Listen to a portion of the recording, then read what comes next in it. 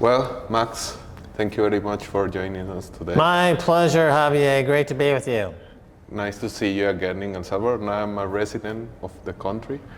And I remember that the first time that we met, it was in 2021, the first Adopting Bitcoin conference. It was the first year of the Bitcoin law, even like a few months before it started to be law in the country. And I want to ask you about how do you like see the change that the country already had? The country has gone through a remarkable transformation, and I think what drew us to the country initially was definitely President Bukele has magnetism. He is an incredibly charismatic man, and he is an incredible leader.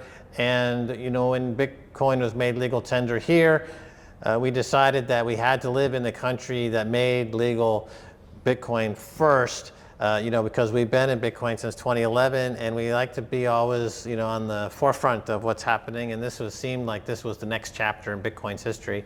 So we wanted to be part of it, and it's just been across the board. Every single part of the country and society has been upgraded, I would say. It's just a simple way to put it. I mean, the infrastructure and the tourism and forwarded direct investment and Bitcoin laws have been introduced, and just across this whole spectrum, just things get upgraded continuously.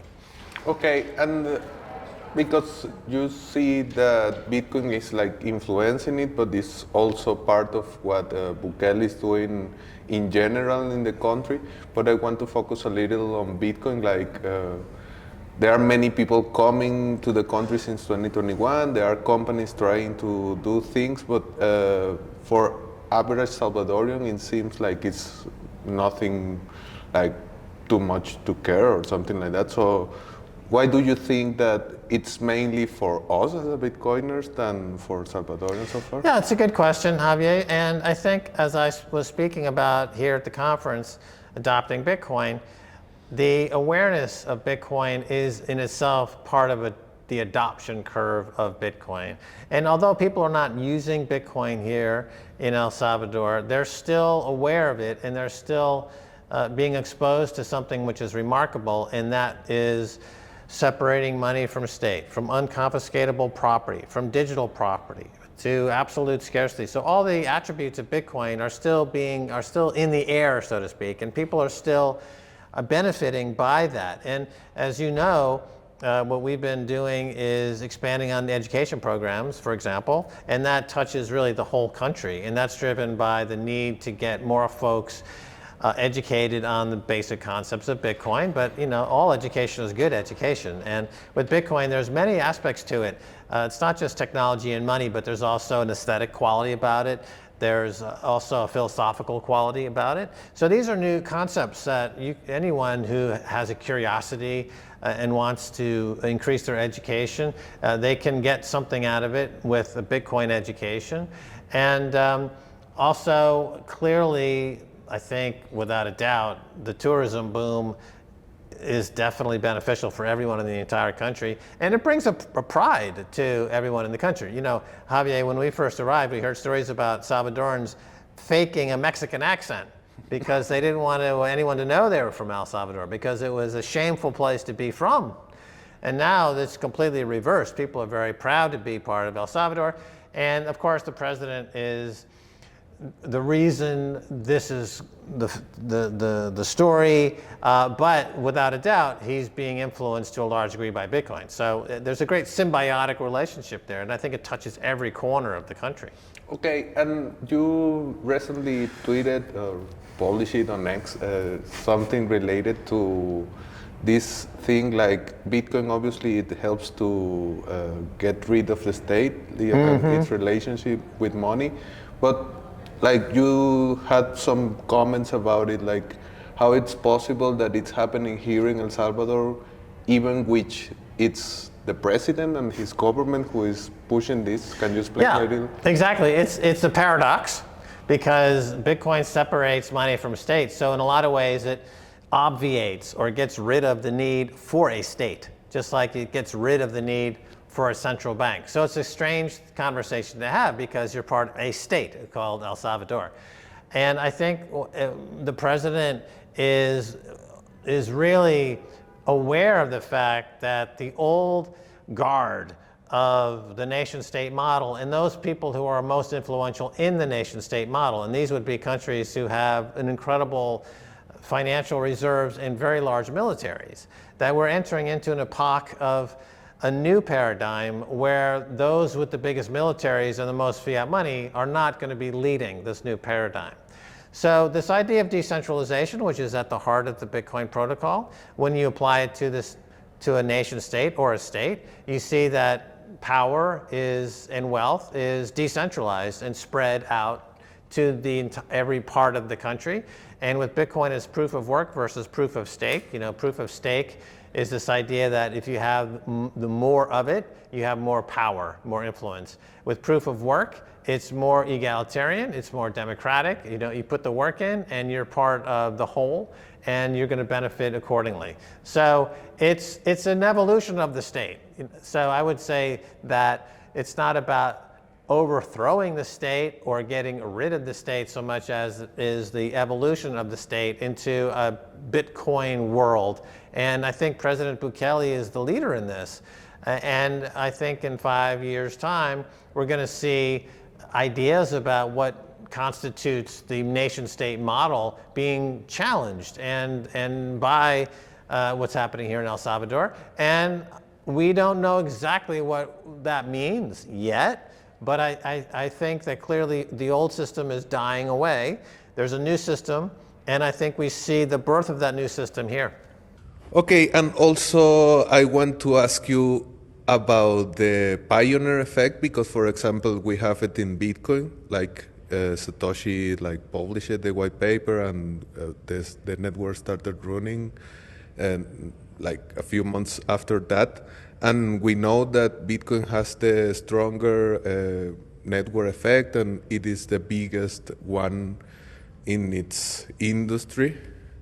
And I think that El Salvador is in relative same position. It's the first country which made Bitcoin legal tender. So do you think that it has an special opportunity to change, or it's just it could be other country?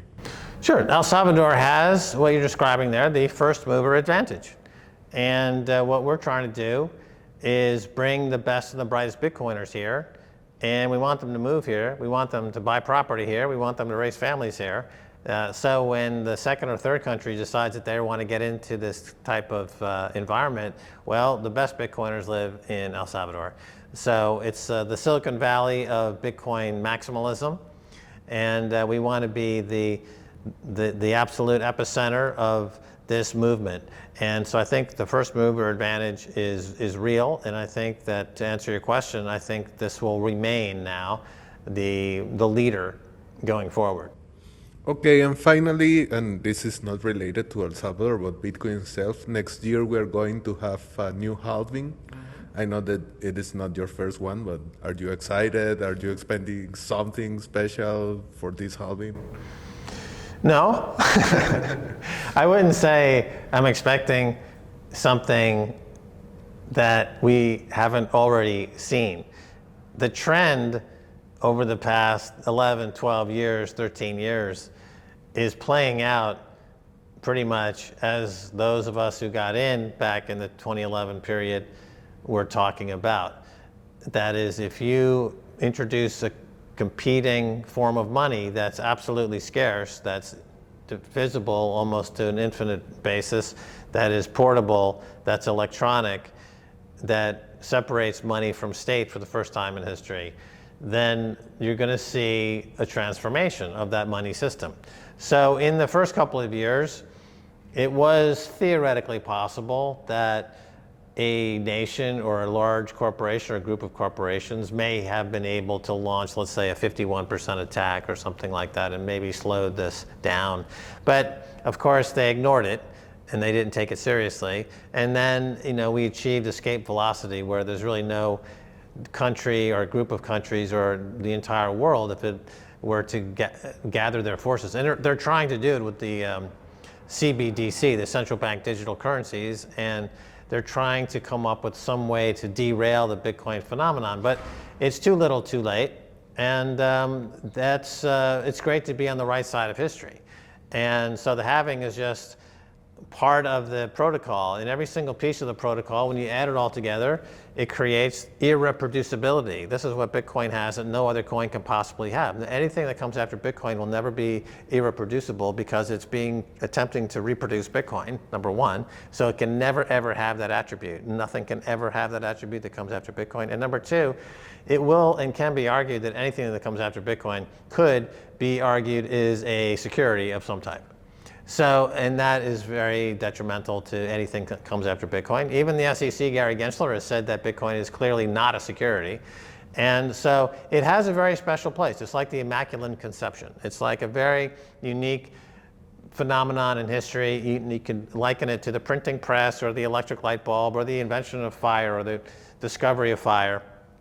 And it has those types of qualities that really take humanity, not to be too grandiloquent in my speech, but it does have this potential to take humanity on a different course than it's on. And maybe we need a different course, because if you look around the world today, I would, and I think you would agree, it seems as though people are finding it very difficult to get along these days, right?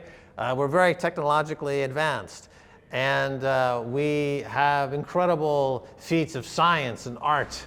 But there's just an awful lot of animosity, war, violence, and it's hard to comprehend any progress being made with the current paradigm in which we live. There has to be a paradigm-shattering moment, and I think Bitcoin is that moment. And from there, it's very easy to go on a tangent that becomes very highfalutin, and some people in the Bitcoin space like to go on very cerebral kind of thought exercises. I know I'm guilty of that myself. I like to explore kind of the strangeness of the protocol. You see, Michael Saylor likes to play around in this space a lot and make interesting things. And Andreas Antonopoulos, was really one of the very earliest guys. And he was very shrewd and interesting takes on where the potential of Bitcoin could be in 5 or 10 years. And a lot of these things are playing out. And so it's really a fantastic place. If people are like to, the old science fiction writers of the 1950s, where they invented the modern world, or you can see them in the works of the 1950s science fiction writers. The people in the Bitcoin space are really free to think. And in El Salvador, it's a place that encourages that thinking, and that's why we come up with this idea of the Renaissance 2.0. It just attracts all the thinkers, the different thinkers, the crazy people, the wild people, the untamed, the uncaged, and to come and explore. And from that environment, you end up, eventually hitting the jackpot. Somebody comes up with something, and I think we're very, I like living in El Salvador because the people are, as I said in my talk, they're incredibly warm people, and they're very genuine, and they really think of anyone as just being one big family. They really have this very, very almost sweet family-like quality, which is in these days is very rare. And they're, of course, have a sense of urgency that they've been. What's happened is that the history that they've been through, which has been so horrible for decades, has finally turned. And I don't think anyone feels like there's a moment to waste. They want to make the most out of this day, this moment where it's the violence is gone and the corruption is gone, and so people are stepping up and saying, what is it that I really want to do? And this is permeates really everyone you meet. Where you go. And that's a very different kind of experience in, let's say, Europe, where I lived for many years. And there's a built-in cynicism in Europe. People are really feel like there's not a lot of hope in Europe. In the US, it used to be very optimistic, and that was kind of the modus operandi of America, was like, zippity-doo-dah, zippity-day, you know, have a Big Mac. This is your day. I can do it. American. It's not Americant. You know, but, you know, this has been challenged, and I would say it's in retreat. You know, Asia is a very conformist type of environment. Japan is, it's an incredible culture, and it's fascinating, but it's, you know, it's a conformist culture where it's, you're not encouraged to express your individuality so much. Same thing across Asia in many ways. So here in Central America, South America, it's a fiery, individualistic, entrepreneurial culture, you know, and you put a Bukele at the head of the country, and then you add Bitcoin, and, you know, you've got a fantastic cocktail of you know, coconuts, volcanoes, and Bitcoin. I mean, what could be better? Thank you very much. Thanks, Javier.